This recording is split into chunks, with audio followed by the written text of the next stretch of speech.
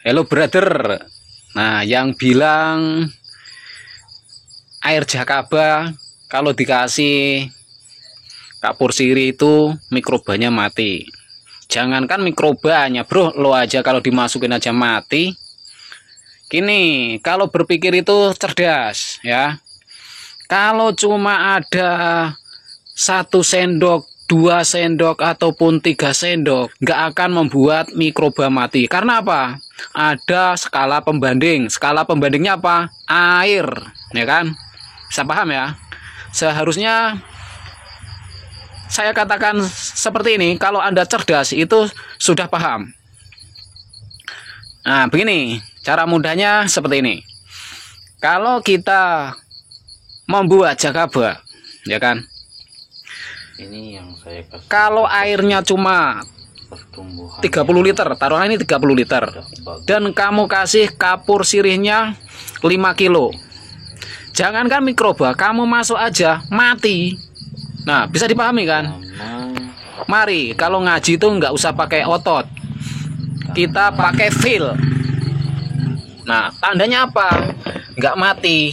Di sini tuh pernah Anda bilang ya, seperti mikroba itu mengeluarkan buih-buih seperti ini.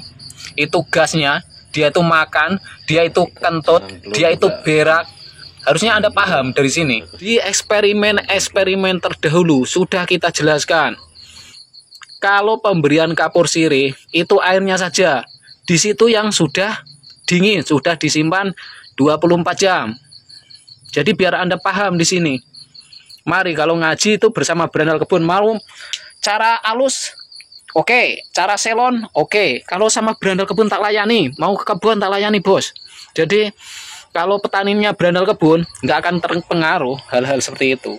Karena petani Berandal Kebun itu IQ-nya tinggi-tinggi. Walaupun mereka petani tapi IQ-nya tinggi-tinggi. Oke, bisa dipahami ya. Jadi kalau nanti mampir ataupun nanti buat KCL organik seperti ini di video yang ini, nanti sedulurku bisa ikut buktikan. Nanti saya sertakan pembuatan KCL organik. Setelah itu, setelah jadi, setelah diaerasi 3 hari, nanti kan ada seperti lapisan silika.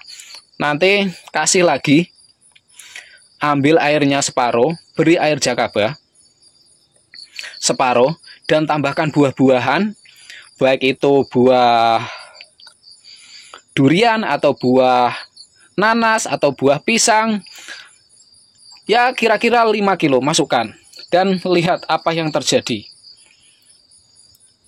Apakah nanti jamur jakaba akan tumbuh subur? Nah, di situ kita sudah melakukan pembuktian. Karena pH dari KCL itu basah, setelah ada buah-buahan yang kita berikan, nanti akan membuat pH-nya turun. Karena ada sumber glukosa tadi yang akan menurunkan pH. Karena dengan adanya gula itu akan membuat cairan itu menjadi asam. Oke, dulur, bisa dipahami. Makanya saya tak akan pernah henti-henti edukasi bersama sedulur-dulur taniku, biar mereka itu cerdas, nggak dibodohin oleh mereka yang nggak bertanggung jawab. Jadi mari untuk sedulur-dulurku semua kita buktikan. Untuk yang kemarin, untuk jakaba juga sekarang tumbuh subur lagi. Ini yang kita kasih Armen, air rendaman semen. Nah, ini masih kelihatan nih blekutuk-blekutuknya ini, saudaraku. Nih, tandanya ini. Itu mikroba lagi berak, lagi kentut. Gampangnya begitu. Kalau Anda bilang kan seperti itu. Nah, inilah kita buktikan dengan data. Nggak cuma kowar-kowar tok di atas meja. Nah, seperti ini. Nih, kelihatan ya. Dan ini jamurnya tumbuh subur lagi. Nah, ini tanda memfermentasi dan dimakan lagi oleh mikroba-mikroba. Bisa dipahami ya. Jadi kalau mengeluarkan statement itu harus punya data. Dan untuk yang tanya uji laboratorium, nanti kita serahkan videonya. Ada 2 video. Kalau tinggi kalium seperti ini, tinggi fosfat seperti ini. Nah, kan? Kalau sama berandal kebun, berani buktikan, berani uji bersama petani-petaninya yang sudah ikut praktek. Jadi nggak hanya sekedar OKBM. Nah, bisa dipahami nih. Ini lihat nih.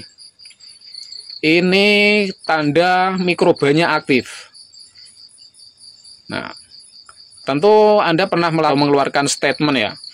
Kalau mikroba mengurai bahan organik seperti ini, tanda-tandanya keluar gelembung-gelembung seperti ini, keluar buih seperti ini, itu tanda mereka lagi makan. Nah, kekenyangan berak seperti itu kan. Gambaran mudahnya seperti itu. Dan seperti di awal tadi, kalau mikrobanya mati, satu, karena suhunya terlalu panas. Ya kan?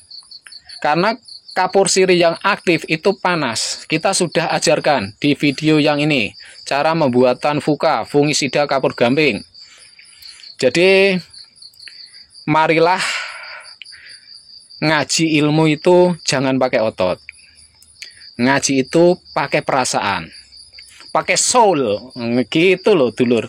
Jadi mari kita kalau mau bangun pertanian, petani ya dicerdaskan. Jangan hanya setengah-setengah kalau ngasih ilmu. Seperti asam amino menghasilkan cuka dan alkohol. Nah, itu kan masih banyak lagi unsur haranya yang terkandung di situ. Pada intinya, finalnya itu tanaman. Kalau tanaman sehat, itu sudah finalnya. Tentu dengan didukung dengan pH tanah yang sehat, aplikasi tepat dosis baik pH dan ppm-nya, asam menyerap hara mikro, basah ya apalagi unsur hara nggak akan terserap dengan sempurna dan didukung oleh pH tanah yang sehat pula. Begitu saudaraku. Jadi mari kita kalau mau bangun pertanian Indonesia, yuk bareng-bareng yuk. Kita nggak usah koar-koar yang nggak jelas, tanpa sebuah data, tanpa sebuah bukti. Nah, untuk dulur-dulur taniku yang sudah praktek, jakabannya ditambahkan kapur sirih, ayo absen. Apakah jamur jakabannya berkembang pesat? Apakah jamur jakabannya mati setelah ditambah kalsium dari kapur sirih? Nah, disitulah kita edukasi bareng-bareng. Dan buktinya gimana? Nah, pertumbuhannya akan tambah pesat karena akan mengontrol pH-nya, pH dari air tadi. Nah, seperti ini loh dulur, kelihatan seperti buih-buihnya seperti ini kan, tanda aktif suatu mikroba kan. Jadi untuk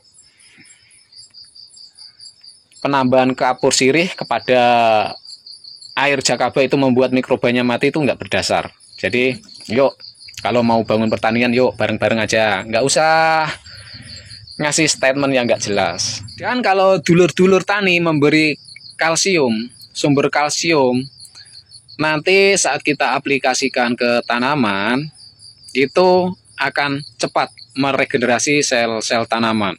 Di video-video kemarin sudah kita bagikan caranya agar sedulur tani juga bisa membuat jakaba ya. Dan untuk yang menerima biang bisa dilakukan hal yang sama. Kalau punya alat nanti pakai alat, setelah ditambahkan bahan baku, jika masih asam tambahkan kapur sirih beberapa sendok, aman.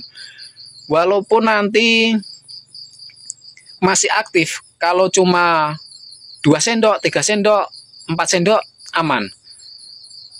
Karena tidak akan mungkin untuk membuat air jakaba itu mendidih. Ya, bisa dipahami ya. Hangat pun hangat-hangat kuku.